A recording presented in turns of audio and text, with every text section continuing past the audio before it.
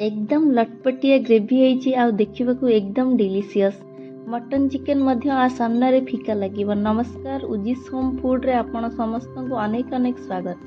बहुत थर आपण माने पणस कठा तरकारी बनई थिबे, थरे मो स्टाइल रे बनई देखंतु आपण मानको बहुत पसंद आसीबो। ताहाले चलंतु आजिर रेसिपी स्टार्ट करिबा। प्रथमे हाथ रे आमे भलसे तेल लगेइबा सह छुरी किंबा पनिकी रे तेल लगेई पणस को काटिबा। बेसी बड़ साइज काटिबानी कि बेसी छोट साइज रखिबानी, मीडियम साइज रे रखिबा। काहे कि ना छोट साइज रखिबा द्वारा तरकारी रे पूरा मिलई जिवो आ बड़ साइज रखिले तरकारी सिझिया पे बहुत टाइम लगिवो। सो दैट मु प्रिफर करछि मीडियम साइज रखिबा ही आम पई बेटर हबो।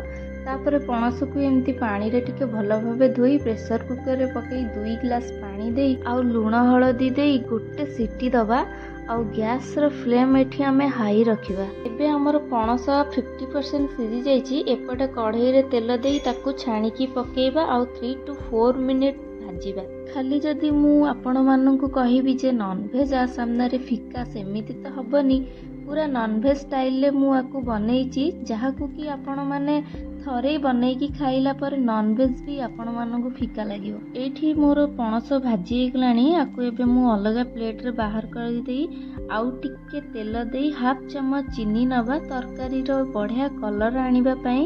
ऊपर हाफ चम्मच जीरा दबा, ता ऊपर काटिकी रखिथिबा पियाज देई जस्ट लाइट गोल्डन ब्राउन होबा जाई ताकू कुक करिबा। पियाज को 2 मिनिट भाजी सरला परे आमे अदा रसुण पियाज रो गोटे पेस्ट देई भल से मिसेई नबा। मु एठी सुखिला लंका को पेस्ट करिनी, जदि आपण माने बेसी राग खाइया को पसंद करनी ताहाले आपण सुखिला लंका भी अदा रसुण सह पेस्ट करि परिबे। फिर टमाटो पेस्ट सह हल्दी गुंड, लंका गुंड, लूण, धनिया गुंड, लास्ट को मटन मसला देई बढ़िया से मिसेई मसला को आमे 15 to 20 मिनिट कुक करिबा। एमिति मझिरे मझिरे मसला को गोळेई नबा। आउ आपण माने एठी देखि परथबे मसलार चारिपटु ऑयल रिलीज हे गला। बे आमे भाजी की रखिथिबा पणस देई किछि टाइम कसी नबा। ता ऊपरे भजा आइथिबा आलू देई 2 ରୁ 3 मिनिट कुक करिबा। 3 मिनिट परे 1 ग्लास पानी देकी कवर करि नबा 10 मिनिट।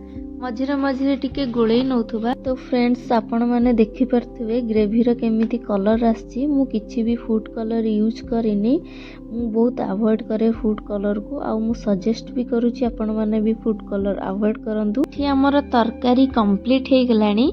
एबे गरम मसला कोरिएंडर लीफ पकेई ऊपर गोटे चम्मच घियो, जीरा, कसूरी मेथी आउ जस्ट काश्मीरी रेड चिली देई भल भाबरे गोटे तड़का दबा, जेमिति लुक आउ टेस्ट आसीबो घी मटन भली।